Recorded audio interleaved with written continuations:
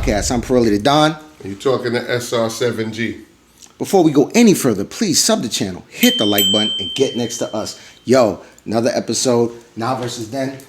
And this one is going to be in our wheelhouse, bro. Oh, man. For real, for real. We talking about hip-hop, y'all. We talking about the birthplace of hip-hop, too, which y'all tend to all forget. The Bronx, New York, the 70s, man. We had these kids who had nothing. They were impoverished, in poverty. They took lampposts and connected wires, DJing with crayons to mark where they could catch their scratch points at. Dudes on mics. Friendly battles, rapping against one another to see who had more pride and prestige for their block, their area, and their name. Breakdancing, graffiti, all of that, man. I mean, the cultures. You know what I want to say, man? You know what I'm saying? Let me take these gloves off. Are you ready for war? Yeah, man, because I'm going to say something that nobody's been saying, man. Why is it that the Bronx created hip-hop and we have the fewest big stars in the game? You know what I think? I think that KRS-One was our gift and our curse. And here's my reason why. A gift and a curse? I fucks with KRS. KRS-One was the gift because he is the teacher, the original teacher, and has yet to be replaced. But when he said Bronx keeps creating there in Brooklyn, and he dissed all the boroughs, y'all took that too personal. And when y'all dudes got positions up in those record labels as A&Rs and so forth, I think y'all took a little small piece of that and y'all wore it in your chest. And whenever you came across some Bronx talent, you gave it shade. Then I think the streets got involved in the music, right? And because of whatever was going on here, there, jail, whatever, they let that bleed over into the industry. And there's been like a invisible wall against the Bronx. Don't get me wrong. We got our Fat Joes, who's been around a long time. Yeah. KRS-One, as I mentioned before. Newcomers like A Boogie. Gotta talk about, what's her name? Cardi B. Come on, man. Cardi. We got our people, but we should have way more. I could name the other boroughs and it goes on and on like a pitiful roller down. Let's not even talk about Queens. Oh, man. The legends, the icons that have come from Queens. Insane. And you want to hear the crazy thing? Out of my top 10 albums of all time, and artists, Mobb Deep and Nas, Illmatic and the infamous Mobb Deep album are my top 2 favorites. Yeah. But I hold no resentment towards the Universe of Queens. Nah. Oh, come on, man. But we're from the Bronx, BXC.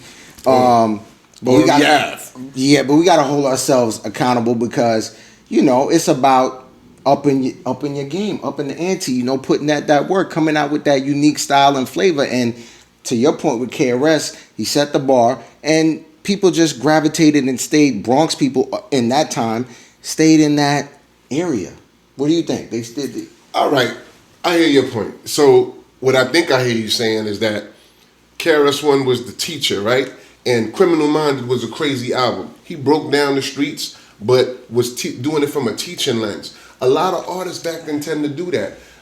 Ricky D, Slick Rick, London, he's from London, but I always felt he claimed the Bronx, because that's where he got his origins and everything settled. But if you listen to Slick Rick, one of the best storytellers ever. Amazing. He gave himself up, his manhood, throw the flag in the moment I feared. That dude said that he got raped at the end of the song just to send a message to the kids.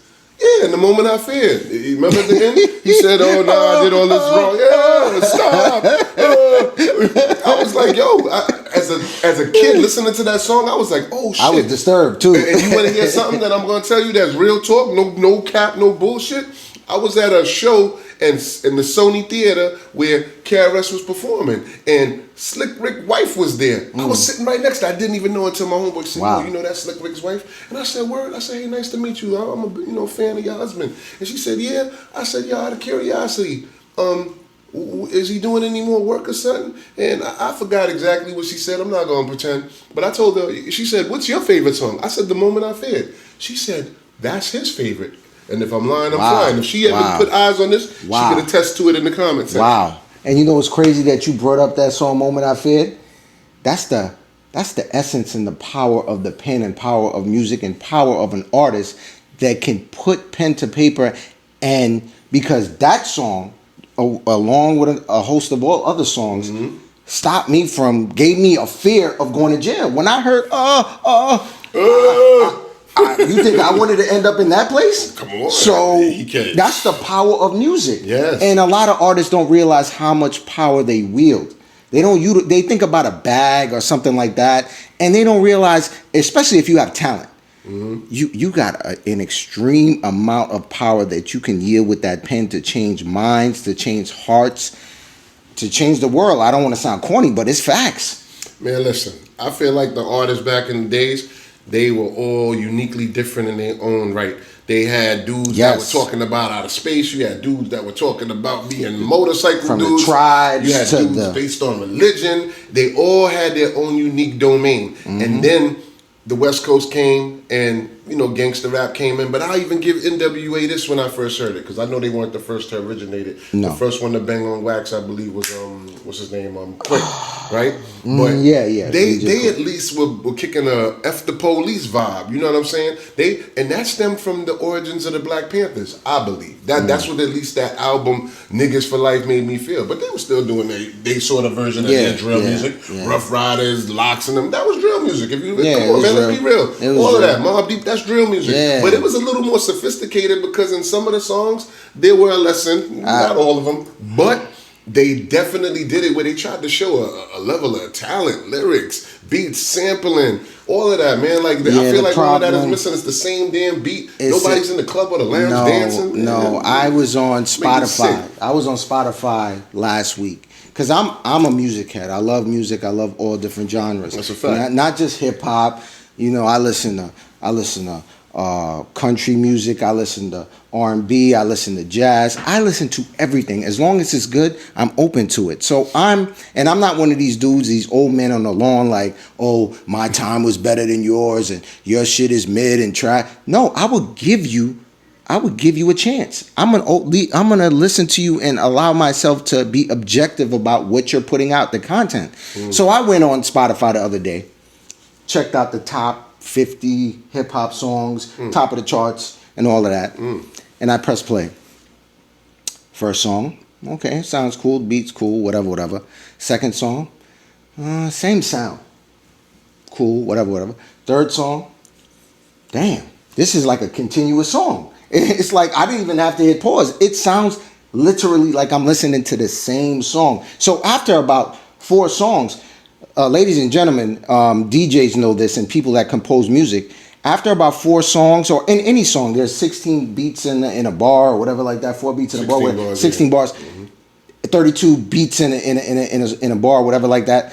So there needs to be a change. Every 16 beats, there needs to be a change because the human brain needs that change to process to keep listening. Because after a while, you tune it out. It becomes noise. Yes. So there's no more. It's all noise now after about 4 songs. And guess what? After about 4 songs or 5 songs, I hear a Kendrick Lamar. He'll come in. And not for nothing, I'm not a Kendrick fan, but I give Kendrick his championship belt because he is talented. He is a dope artist. He's just not my cup of tea because of his voice. I just don't vibe with his voice. No shade. He's fire. So I could respect him. So when his song comes on, it's a change. I'm like, oh, this sounds different. Then it goes back to the same old song. And then guess what comes on? Drake. Sounds different. It sounds different. I'm like, okay. Then songs will come on about 4 or 5. Then I hear a Dolce. Dolce is a up and coming new artist, female artist. She's fire. I hear her and I'm like, okay. But then it's like 5, 6, 7 more other songs. And I'm like, come on, Young Kings, we got to do better. Get in the live. Back in the days, you know what it is, I think? Back in the days, we were so competitive. The artists were so competitive. Not only competitive with themselves, they studied the other people around them, their competition. Yes. They could sing, they could rap bar for bar with other people's songs, tracks, because they studied them. And they studied the greats before them. You know, you could go to a Nas and he could spit Rapper's Delight, bar, the whole shit, the whole way through, every artist. So you have to study the greats, study your competition, then develop your style. Just don't wave jack. There's a lot of wave jacking right now. Somebody's popping and you just jump on that wave and continue going. There's some artists, like I said, Cal Banks. I just discovered this dude. Young dude, kind of fire. And like I said, Dolce, young female, kind of fire. These people are doing something different. They're not following the same trends. And that's where I'm at. I'm not the old dude like, yo, I can't fuck with new music, because I do.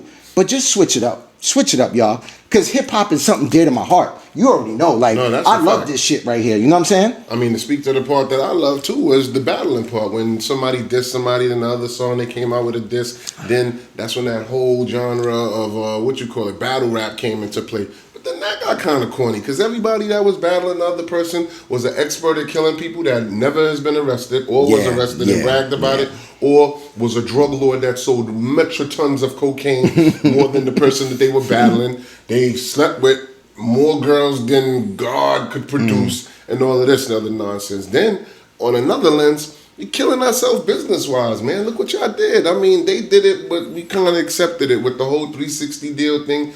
In the era of where Master P and all these dudes was out, they were selling the CDs, doing this, that, and the third. That's what fucked up the game, Come though. on, man. Yeah, David Banner said it on a podcast. He was like, yo, when streaming happened, hip-hop died. Napster, yeah. Ruined the game. It killed it. And why? I'm gonna ask you, and then I'm gonna give my explanation. Okay. Why do you think, in your opinion, that fucked up the game? Well, because for one, purchasing CDs, I think it was more accountability, and with the sharing on computers and things like, if you bought something, it was probably easier to share to me than something that was tangible, like an actual disc, an album, or a tape back then. Oh, we won't go back to the 8-tracks. But I think that messed the game up there in that aspect. But you know what I don't want, though? Not to deviate from your point, what I don't want is dudes to do this drill thing now, right? Give up all of the skill sets and then get knocked and come back and then try to become more preachy and shit like that and try to resave, because that shit is getting corny on the internet for influencers to everybody. They just, it's too much of it, man. I never seen Malcolm X once stand in front of somebody and go, when I was Detroit Red, I put niggas down. Like, that's not how you rise a community. That's not. And neither should the music, man. That's not. But going back to what I was trying to say with my point is, it fucked up the game on another level, on an emotional level, because I remember for myself and other people, my peers around that time period, and the adults, when you go to the record store, all this is an experience and a vibe. You go to the record store, the CD store, the tape store, cassette store, whatever. That's part of it, because you're excited about the new release, the artist. Records. Yeah, you're excited to go there. You go there. You got your bread. You buy the purchase. On your way home now, you're looking at that time, if it was cassettes or if it went to CD or album, you open it up. You open up the album. You open up the CD. Now you go to the insert. You pull that out. It's all an emotional connection with it, even before you listen to the fucking song. So by the time you listen, you already connected, because now you're looking at the back of the CD, the front, all of that. It's a connection. The shout outs. All that's gone. All that emotional connection is gone. Now you hear the album. And if the album is fire, as opposed to now, like back in the days, this is where I go back to the competitiveness. Back in the days, you didn't have to hit pause. And a lot of albums, you just press play. And maybe 2 songs you got to skip. Now, literally, and I'm not being objective with this shit at all, because it's real. I gotta skip, other than the songs they play on the radio, Hot 97, 105, and in your state, whatever that radio station is, you're only going to hear those songs that are popular, and that's it. You're not gonna hear the rest, because the rest are mid and trash. That's why. It's just facts. But back in the days, you could just press play. But you know what's the scary part for me? Now that the lane has expanded more so for the females now, and y'all got the lane. I'm not saying y'all got to be out there like, ooh, ladies first, lady. You ain't got to do all that. But I feel like they compromising themselves as whores on albums. And it's too much, because that's going to dwindle quick. You're going to be exploited. And then when you look back at your legacy, I mean, if it's all about the bag, then sure, you're going to be happy as shit. But when you sit back and listen to what you put out, or the idea is to make something timeless, man. Timeless. I can play something from the 70s and hot right now. I can play something from the 80s, the 90s. Become an icon. It's hot. Be but you're not going to play if you have the shit time. now, and it's going to be hot later. I promise you it's not. Not God, but I'm telling you, it's not going to be hot when you sit there and listen to, I sat on his dick, and it was harder than a mother. All that shit. Come on, man. You kidding me? And I respect pause too, because I was bouncing up and down. Yeah, oh shit, I'm done with my flags out, exhausted. But I respectfully, I respect what you were saying. But I would say that there's a lane for everything, right? So there's a lane for that type of music. I fucks with that type of music. I'm a man, but I don't want to hear every song sexualized, every artist sexualized. Mix it up. That's why I brought up that artist Doechii. She has her little stuff here and there, but it's not so in your face, not Right. so pull it out of me and let me suck it and put it back in type shit. Like, you know what I'm saying? But back in the days, we had a Lauryn Hill, we had a Kim, we had Queen. What's that? Queen Latifah. Yeah, we had different. We had different lanes for different people, and everybody was in unison. But still, people were still competitive. It's not like that nowadays. It's not. I think it's more weight jacking, and people are concerned about the bag. They're not concerned about being 10 years in the game, 15 years in the game, becoming a legend, being able 30 years, 40 years, you still have fans, you still getting new fans because your music has some substance. It's not just fluff. There's a lot of fluff right now. That's offending. Man, on that note, then and now, you could take our advice, you could take what we say and boil it up and shoot it in a garbage can. But what you always say? Do the day and let the day do you. We out. What is flexing gonna get you, my nigga? Yeah, basic Instagram bitch, my nigga. She don't care about your health, just money, my nigga. When you at the bottom to the top is the only direction.